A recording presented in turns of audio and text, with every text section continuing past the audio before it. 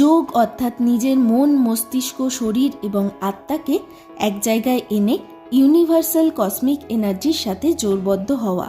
পতঞ্জলি যোগ সূত্রে যোগের 8টি অঙ্গের কথা বলা হয়েছে।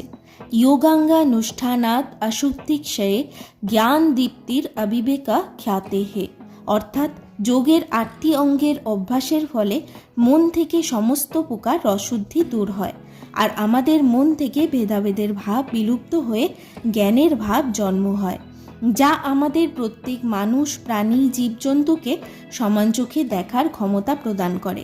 এই 8টি অঙ্গ হল ইয়াম অর্থাৎ সংযম, নিয়ম অর্থাৎ সৎ কর্মে নিজেকে নিযুক্ত করার বিধি, আসনা প্রাণায়াম, প্রত্যাহার অর্থাৎ উইথড্রোয়াল অফ সেন্সেস, ধারণা অর্থাৎ একাগ্রতা, ধ্যান এবং সমাধি অর্থাৎ হায়ার স্টেট অফ মেডিটেশন।